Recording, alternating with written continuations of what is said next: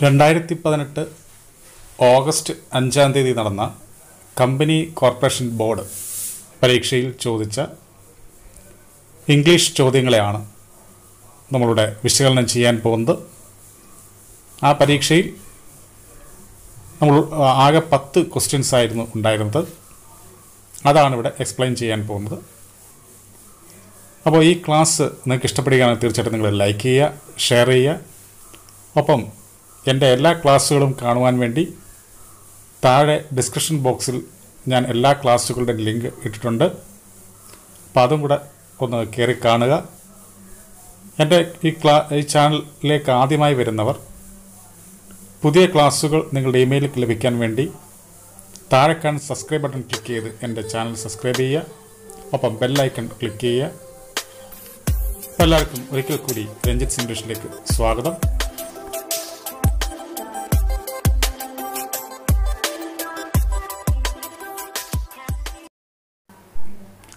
അപ്പോൾ first question spelling കറക്ഷനുമായി ബന്ധപ്പെട്ട ചോദ്യമായിരുന്നു.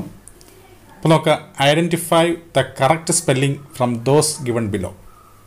ഇവിടെ സിമെട്രി എന്ന് പറയുന്ന വാക്കിൻ്റെ സ്പെല്ലിംഗ് ആണ് ചോദിച്ചിരിക്കുന്നത്. അപ്പോൾ പല രീതിയിൽ കൊടുത്തിട്ടുണ്ട്. എന്നാൽ ഇവിടെ നമ്മൾ മനസ്സിലാക്കേണ്ട കാര്യം, ഇവിടുത്തെ സിമെട്രിയുടെ കറക്റ്റ് സ്പെല്ലിംഗ് എന്ന് പറയുന്നത് SYMMETRY എന്നാണ്. അപ്പം ബി ആണ് കറക്റ്റ് ഓപ്ഷൻ. ഇപ്പം സിമെട്രി, ഇപ്പം ഓപ്ഷൻ ബി ആണ് ശരിയായിട്ടുള്ള ആൻസർ. അടുത്ത ക്വസ്റ്റ്യൻ നോക്കാം. ഇത് ഫ്രേസൽ വെർബുമായി ബന്ധപ്പെട്ട ഒരു ചോദ്യമായിരുന്നു. നോക്കുക, fill in the blank space with the correct phrasal verb. നോക്കുക, when the bomb dash everyone ran helter skelter. എന്താണ് ഹെൽറ്റർ സ്കെൽറ്റർ കൊണ്ട് ഉദ്ദേശിക്കുന്നത്? ഹെൽറ്റർ സ്കെൽറ്ററിൻ്റെ കറക്റ്റ് അർത്ഥം എന്താണ്? ഡിസോർഡർ എന്നാണ്, അല്ലെങ്കിൽ കൺഫ്യൂഷൻ.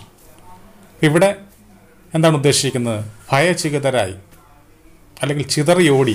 റാൻ ഹെൽറ്റർ സ്കെൽറ്റർ എന്ന് പറയുന്നത് ചിലപ്പോൾ അടുത്ത പരീക്ഷയ്ക്ക് ഒരു ഫ്രേസ് ആയിട്ട് ചിലപ്പോൾ ചോദിക്കും, ഇഡിയമായിട്ട് ചോദിക്കും. അതിൻ്റെ ആൻസർ എഴുതാൻ ചിലപ്പോൾ ചോദിക്കും. അതുകൊണ്ടാണ് ഇവിടെ ഞാൻ സ്പെസിഫൈ ചെയ്ത് പറയുന്നത്. ഹെൽറ്റർ സ്കെൽറ്റർ എന്ന് വെച്ച് കഴിഞ്ഞാൽ കൺഫ്യൂഷൻ അല്ലെങ്കിൽ ഡിസോർഡർ എന്നാണ്. എന്നാൽ റാൻ ഹെൽറ്റർ സ്കെൽറ്റർ കൊണ്ട് ഉദ്ദേശിക്കുന്നത് എന്താണ്? ചിതറിയോടി അല്ലെങ്കിൽ ആശങ്കയോടെ ഓടി എന്ന അർത്ഥത്തിൽ. അപ്പം ജനങ്ങൾ ആശങ്കയായിട്ട് ഓടണമെങ്കിൽ ഈ ബോംബ് എന്ത് ചെയ്ത് കാണും? പൊട്ടിത്തെറിച്ച് കാണും. അപ്പോൾ പൊട്ടിത്തെറിക്കുക എന്ന് അർത്ഥം വരുന്ന ഫ്രേസൽ വെർബാണ് നമ്മൾ എഴുതേണ്ടത്. ഇപ്പോൾ ഇവിടെ നോക്കുക, പുട്ട് ഓഫ്, അടുത്തത് fall out, then went off, sorted out. അപ്പോൾ ഇവിടെ പൊട്ടിത്തെറിക്കുക എന്നർത്ഥം വരുന്നത് ഏതാണ്? വെൻറ്റ് ഓഫ് ആണ്. വെൻറ്റ് ഓഫ് എന്ന് പറയുന്നത് ഗോ ഓഫ് എന്ന് പറയുന്ന, പൊട്ടിത്തെറിക്കുക എന്നർത്ഥമുള്ള ഗോ ഓഫ് എന്ന് പറയുന്ന ഫ്രേസൽ വെർബിൻ്റെ സിമ്പിൾ പാസ്റ്റ് ഫോമാണ് വെൻറ്റ് ഓഫ്. ഇവിടെ സിമ്പിൾ പാസ്റ്റ് ടെൻസിലാണ് പറഞ്ഞു വരുന്നത്. അപ്പോൾ അതുകൊണ്ട് ഇവിടെ വെൻറ്റ് ഓഫ് ആണ് ശരിയായിട്ടുള്ള ആൻസർ, അതായത് സി ആണ് കറക്റ്റ് ആൻസർ. അടുത്ത ക്വസ്റ്റ്യൻ നോക്കുക. ഇത് അന്റോണിമുമായി ബന്ധപ്പെട്ട ചോദ്യമാണ്. അത് identify the antonym of the underlined word. അപ്പോൾ അടിവരയിട്ടിരിക്കുന്ന വാക്കിൻ്റെ അന്റോണിം കണ്ടെത്തിയതാണ് പറഞ്ഞിരിക്കുന്നത്. അപ്പോൾ നോക്കുക, the young gallant Lochinvar rode in on his steed. അപ്പോൾ ഗാലന്റ് എന്ന് പറയുന്ന വാക്കിൻ്റെ അർത്ഥം അറിയണം. എന്താണ് ഗാലന്റ്? ധീരൻ എന്നർത്ഥത്തില്ല, അല്ലെങ്കിൽ ധൈര്യമുള്ളവൻ എന്നാണ് ഗാലന്റ് കൊണ്ട് ഉദ്ദേശിക്കുന്നത്. അപ്പം ധൈര്യമില്ലാത്തവൻ, അതിൻ്റെ ഇംഗ്ലീഷ് വാക്ക് ഏതായിരിക്കും? കൊവാർഡ് ആയിരിക്കും. എന്താണ്? കവാർഡ്. ഇപ്പം COWARD, കവാർഡ് ആണ് കറക്റ്റ് അന്റോണിം. ഓക്കെ, അപ്പോൾ ഈ പറയുന്ന ചോദ്യത്തിൻ്റെ ആൻസർ എ ആണ്. എ ആണ് കറക്റ്റ് ആൻസർ. അടുത്ത ചോദ്യം നോക്കുക, വൺ വേർഡ് സബ്സ്റ്റിറ്റ്യൂഷനുമായി ബന്ധപ്പെട്ട ചോദ്യമായിരുന്നു. നോക്കുക, substitute one word for the underline phrase. നോക്കുക, he joined the college to study the science that deals with the study of heavenly bodies. അതായത് ഇവിടെ അണ്ടർലൈൻ ചെയ്തിരിക്കുന്ന ഭാഗം എന്ന് പറയുന്നത് the science that deals with the study of heavenly bodies എന്നുള്ളതാണ്. അപ്പോൾ അതിൻ്റെ വൺ വേർഡ് എന്താണെന്ന് ചോദിച്ചാൽ എന്തായിരിക്കും വൺ വേർഡ്? അസ്ട്രോണമിയാണ്. അതായത് ഡി എന്ന് പറയുന്ന ഓപ്ഷൻ, അതായത് അസ്ട്രോണമി എന്നാണ് കറക്റ്റ് ആൻസർ. ഇനി എന്താണ് ആന്ത്രോപോളജി? നരവംശാസ്ത്രം. ഇനി എന്താണ് അസ്ട്രോളജി? ജ്യോതിഷം. ഇനി എന്താണ് ആർക്കിയോളജി? ഇവിടെ ആർക്കിയോളജി എന്നാണ് കേട്ടോ, സ്പെല്ലിംഗ് മിസ്റ്റേക്ക് ഉണ്ട്. അപ്പോൾ നമുക്ക് ആർക്കിയോളജി. എന്താണ് ആർക്കിയോളജി? പുരാവസ്തു ശാസ്ത്രം, പുരാവസ്തുക്കളെക്കുറിച്ച് പഠിക്കുന്ന പഠനം, അതാണ് ആർക്കിയോളജി. അപ്പോൾ ഇവിടെ അസ്ട്രോണമിയാണ് കറക്റ്റ് ആൻസർ. അപ്പോൾ ഡി ആണ് ശരിയായിട്ടുള്ള ആൻസർ. ഇനി അടുത്ത ചോദ്യം നോക്കുക, കംപ്ലീറ്റ് ദ പ്രൂവബ്. ഇവിടെ ഒരു പ്രൂവബിൻ്റെ പകുതി തന്നിട്ടുണ്ട്, അത് കംപ്ലീറ്റ് ചെയ്യാനാണ് പറഞ്ഞിരിക്കുന്നത്. നോക്കുക, an idle mind is the dash. എന്തായിരിക്കും? എബോർഡ് ഓഫ് ഗോഡ്സ് എന്നാണോ, ഡെവിൽസ് വർക്ക്ഷോപ്പ് എന്നാണോ, റൂട്ട് ടു ഫെയിലർ ആണോ, അതോ റൂട്ട് ടു സക്സസ് ആണോ? നമുക്കറിയാം an idle mind is the Devil's workshop എന്നുള്ളതാണ് കറക്റ്റ് ആൻസർ. അപ്പോൾ ഇവിടെ ബി എന്ന് പറയുന്ന ഓപ്ഷനാണ് ശരിയായിട്ടുള്ള ആൻസർ. ഇനി അടുത്ത ചോദ്യം എന്താണ്?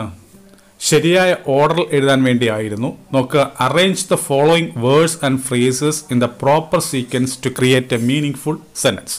അപ്പോൾ ശരിയായിട്ടുള്ള ഒരു അർത്ഥം ഉള്ള ഒരു സെൻറ്റൻസാക്കി മാറ്റുവാൻ വേണ്ടി തന്നിരിക്കുന്ന ഡിസോർഡറായി കിടക്കുന്ന ഫ്രേസസിനെയും വേർഡ്സിനെയും അറേഞ്ച് ചെയ്ത് എഴുതുക എന്നാണ് ഇവിടെ ഉദ്ദേശിക്കുന്നത്. ഇപ്പോൾ ഇവിടെ തന്നിട്ടുണ്ട് പ്ലെൻറ്റി എന്ന് തന്നിട്ടുണ്ട്, ദെയർ ആർ എന്ന് തന്നിട്ടുണ്ട്, ഓഫ് ഫിഷ് എന്ന് നടത്തിയിട്ടുണ്ട്, ഇൻ ദ റിവർ എന്ന് തന്നിട്ടുണ്ട്. അപ്പോൾ നമ്മൾ മനസ്സിലാക്കേണ്ട കാര്യം, ഒരു ദെയർ എന്ന് പറയുന്ന സംഭവം അത് ഇൻട്രൊഡക്ടറി ദെയർ ആയിട്ട് വരുമ്പോൾ ദെയറിലാണ് തുടങ്ങേണ്ടത്. അപ്പോൾ ഇവിടെ ദെയർ ആർ എന്ന് പറഞ്ഞിട്ടുണ്ട്. അപ്പോൾ ദെയർ ആർ എന്ന് പറഞ്ഞു. ഇനി എന്താണ്? പ്ലെൻറ്റി ഓഫ് ഫിഷ് എന്നാണ് അവിടെ വരേണ്ടത്. അപ്പോൾ there are plenty of fish in the river എന്നുള്ളതാണ് കറക്റ്റ്. അപ്പോൾ ദെയർ ആർ 2 വരും, ദെൻ പ്ലെൻറ്റി 1 വരും, പിന്നെ ഓഫ് ഫിഷ് 3 വരും, ദെൻ 4 ഇൻ ദ റിവർ. അപ്പം 2, 1, 3, 4 എന്ന രീതിയിൽ വന്നിരിക്കുന്നത് എ എന്ന് പറയുന്ന ഓപ്ഷനാണ്. അപ്പോൾ ഇവിടുത്തെ കറക്റ്റ് ആൻസർ എ ആണ്.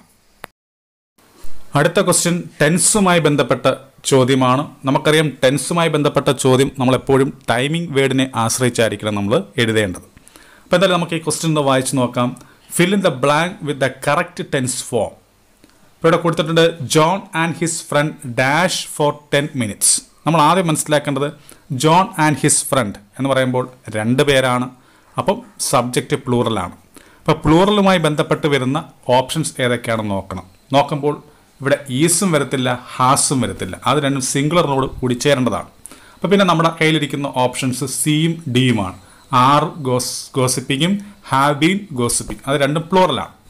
ഇനി നമ്മൾ മനസ്സിലാക്കേണ്ട കാര്യം, ആർ ഗോസിപ്പിംഗ് എന്ന് പറയുന്നത് പ്രസന്റ് കണ്ടിന്യൂസ് ടെൻസും ഹാവ് ബീൻ ഗോസിപ്പിംഗ് എന്ന് പറയുന്നത് എന്താണ്? പ്രസന്റ് പെർഫെക്റ്റ് കണ്ടിന്യൂസ് ടെൻസുമാണ്. ഇനി നമ്മൾ ഇതിൽ ഏത് എഴുതും എന്നുള്ളതിനെ ആശ്രയിക്കാൻ വേണ്ടിയാണ് നമ്മൾ ടൈമിംഗ് വേർഡിനെ നമ്മൾ ആശ്രയിക്കുന്നത്. അപ്പോൾ ഇവിടുത്തെ തന്നിരിക്കുന്ന ടൈമിംഗ് വേർഡ് എന്ന് പറയുന്നത് 4 ആണ്, FOR 4. അപ്പോൾ ഇതിനെ 4 എന്ന് പറയുന്ന ടൈമിംഗ് വേർഡ് വരുമ്പോൾ അതൊരു ഡ്യൂറേഷനെ സൂചിപ്പിക്കുന്നതാണ്. അപ്പം നമ്മൾ മനസ്സിലാക്കേണ്ട കാര്യം, അങ്ങനെ 4 നമ്മൾ ടൈമിംഗ് വേർഡായി വരുന്ന ടെൻസുകൾ എന്ന് പറയുന്നത് പ്രസൻറ്റ് പെർഫെക്റ്റ് കണ്ടിന്യൂസ് ടെൻസും പാസ്റ്റ് പെർഫെക്റ്റ് കണ്ടിന്യൂസ് ടെൻസും ആയിരിക്കും. അപ്പോൾ ഇവിടെ നമുക്ക് തന്നിരിക്കുന്ന ഓപ്ഷനിൽ പാസ്റ്റ് ടെൻസിൽ പെടുന്ന ഒന്നുമില്ല. ഈ പറയുന്ന സി എന്ന് പറയുന്നത് പ്രസൻറ്റ് കണ്ടിന്യൂസ് ടെൻസും ഡി എന്ന് പറയുന്നത് പ്രസൻറ്റ് പെർഫെക്റ്റ് കണ്ടിന്യൂസ് ടെൻസുമാണ്. അപ്പോൾ ഇവിടെ 4 വന്നതുകൊണ്ട് പ്രസൻറ്റ് പെർഫെക്റ്റ് കണ്ടിന്യൂസ് ടെൻസോ അല്ലെങ്കിൽ പാസ്റ്റ് പെർഫെക്റ്റ് കണ്ടിന്യൂസ് ടെൻസോ ആണ് വരേണ്ടത്. അപ്പോൾ നമുക്ക് തന്നിരിക്കുന്ന ഓപ്ഷനിൽ പ്രസൻറ്റ് പെർഫെക്റ്റ് കണ്ടിന്യൂസ് ടെൻസ് ഉണ്ട്. അതെന്ന് പറയുന്നത് ഡി എന്ന് പറയുന്ന ഓപ്ഷനാണ്. അപ്പോൾ ഇവിടെ ആൻസർ ഡി ആയിരിക്കും. അതായത് John and his friend have been gossiping for 10 minutes എന്നുള്ളതായിരിക്കും ശരിയായിട്ടുള്ള ആൻസർ. അപ്പോൾ ഇവിടെ ഡി ആണ്, അത് ലാസ്റ്റ് ഓപ്ഷനാണ് കറക്റ്റ് ആൻസർ. അപ്പോൾ ഇനി അടുത്തത് ആർട്ടിക്കിൾസുമായി ബന്ധപ്പെട്ട ഒരു ചോദ്യമാണ്. നമുക്ക് ക്വസ്റ്റ്യൻ ഒന്ന് വായിക്കാം. എന്താണ്? Fill in the blank spaces with suitable articles. അപ്പോൾ നമുക്ക് dash Rajdhani is one of dash grandest trains in India. ഈ രാജധാനി എന്ന് പറയുന്നത് ഒരു പർട്ടിക്കുലർ ട്രെയിനിൻ്റെ പേരാണ്. അപ്പോൾ അതുകൊണ്ട് ഡെഫിനറ്റ് ആണ് ആ ട്രെയിൻ. അങ്ങനെയാകുമ്പോൾ അവിടെ ഡെഫിനറ്റ് ആർട്ടിക്കിളായ ദ ആണ് വരേണ്ടത്. അപ്പോൾ ദ രാജധാനി എന്ന് പറയണം. പിന്നെ ഈസ് വൺ ഓഫ് ഗ്രാൻഡസ്റ്റ് എന്ന് പറയുന്നത് സൂപ്പർലേറ്റീവ് ഡിഗ്രിയാണ്. അപ്പോൾ സൂപ്പർലേറ്റീവ് ഡിഗ്രിയുടെ മുന്നിലും ദ എന്ന് പറയുന്ന ഡെഫിനറ്റ് ആർട്ടിക്കിൾ ഉപയോഗിക്കണം. അങ്ങനെയാകുമ്പോൾ ദ എന്ന് പറയുന്ന ഓപ്ഷൻ അതെന്ന് പറയുന്നത് ഏതാണ്? സി എന്ന് പറയുന്നതാണ്. അപ്പോൾ ഇവിടുത്തെ ആൻസർ സി എന്ന് പറയുന്ന ഓപ്ഷൻ ആയിരിക്കും. അതായത് the Rajdhani is one of the grandest trains in India എന്നുള്ളതാണ് നമ്മൾ പറയേണ്ടത്. അപ്പോൾ ഇവിടെ ആൻസർ സി എന്ന് പറയുന്ന ഓപ്ഷനാണ്. അടുത്തത് കളക്റ്റീവ് നൗൺ എന്ന ടോപ്പിക്കിൽ നിന്നുള്ള ചോദ്യമായിരുന്നു. നോക്കുക, what is the time use to describe a group of fish. അതായത് ഫിഷിൻ്റെ കൂട്ടത്തെ നമ്മൾ വിളിക്കുന്നത് എന്താണെന്നാണ് പറയുന്നത്, അല്ലെങ്കിൽ ആ ഗ്രൂപ്പിനെ നമുക്കെന്ത് പറയാം എന്നാണ് ഇവിടെ ഉദ്ദേശിക്കുന്നത്. ഇവിടെ സ്കൂൾ എന്ന് കൊടുത്തിട്ടുണ്ട്, കൊവേ എന്ന് കൊടുത്തിട്ടുണ്ട്, മോബ് എന്ന് കൊടുത്തിട്ടുണ്ട്, ബറ്റാലിയൻ എന്ന് കൊടുത്തിട്ടുണ്ട്. നമ്മൾ മനസ്സിലാക്കേണ്ട കാര്യം, നമ്മൾ എ സ്കൂൾ ഓഫ് ഫിഷ് എന്നാണ് പറയേണ്ടത്. അപ്പം സ്കൂളാണ്, അത് എ എന്ന് പറയുന്ന ഓപ്ഷനാണ് കറക്റ്റ് ആൻസർ. അപ്പം എ ഗ്രൂപ്പ് ഓഫ് ഫിഷിനെ നമ്മൾ എങ്ങനെ പറയത്തുള്ളൂ? A school of fish. അപ്പോൾ ഇവിടെ ഓപ്ഷൻ എ ആണ് കറക്റ്റ് ആൻസർ. അടുത്ത ക്വസ്റ്റ്യൻ നമുക്ക് നോക്കാം. അത് എയ്തർ ഓർ എന്ന് പറയുന്ന കോറിലേറ്റീവ് കൺജങ്ഷനുമായി ബന്ധപ്പെട്ട ചോദ്യമാണ്. നമ്മൾ മനസ്സിലാക്കേണ്ട കാര്യം എയ്തർ ഓർ അല്ലെങ്കിൽ നെയ്തർ നോർ ഇത് വെച്ച് നമ്മൾ എഴുതുമ്പോൾ രണ്ടാമത് വരുന്ന സബ്ജക്റ്റിനെ ആശ്രയിച്ചായിരിക്കണം നമ്മൾ വെർബ് എഴുതേണ്ടത്. എയ്തർ ഓറും നെയ്തർ നോറും ഇത് വരുമ്പോൾ രണ്ടാമത് വരുന്ന, അതായത് ഓറിന് ശേഷവും നോറിന് ശേഷവും വരുന്ന സബ്ജക്റ്റിനെ വെച്ചുകൊണ്ട് അല്ലെങ്കിൽ നൗണിനെ വെച്ചുകൊണ്ടായിരിക്കണം നമ്മൾ ആ വെർബുമായി എഗ്രി ചെയ്യേണ്ടത്. ഇവിടെ നമുക്ക് ക്വസ്റ്റ്യൻ നോക്കാം. Fill in the blank space with a suitable answer from those given below. ഇവിടെ കൊടുത്തിട്ടുണ്ട് either my shoes or your coat dash always on the floor. ഇവിടെ രണ്ട് നൗൺസ് ആണുള്ളത്, ഏതൊക്കെയാണ്? ഷൂസും കോട്ടും. ഇവിടെ രണ്ടാമത് വന്നിരിക്കുന്ന ഏതാണ്? കോട്ടാണ്. അപ്പോൾ അതെന്ന് പറയുന്നത് സിംഗുലറാണ്. അങ്ങനെയാകുമ്പോൾ ഇവിടെ സിംഗുലറാണ് വരേണ്ടത്. ഇവിടെ സിംഗുലറായിട്ട് വന്നിരിക്കുന്ന ഏതാണ്? ബി എന്ന് പറയുന്ന ഓപ്ഷനാണ്.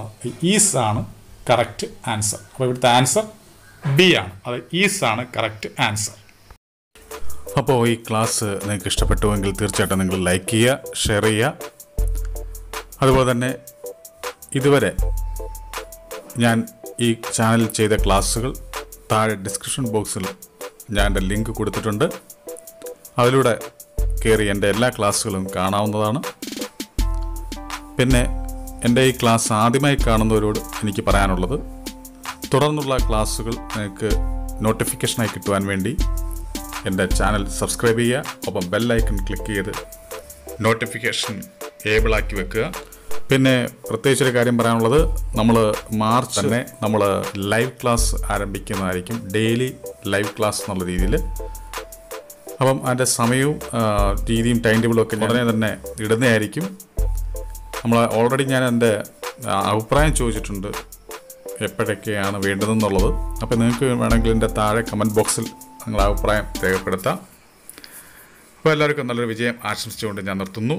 നന്ദി, നമസ്കാരം.